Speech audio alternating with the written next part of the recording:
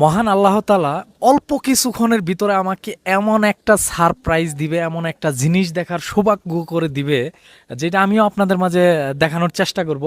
এই যে আমি এখন বর্তমানে যে জায়গায় অবস্থান করতেছি, এটা হচ্ছে নেপালের পোখাওরা, যেখানকার উচ্চতা হচ্ছে 5,000 থেকে 5,500 ফিট।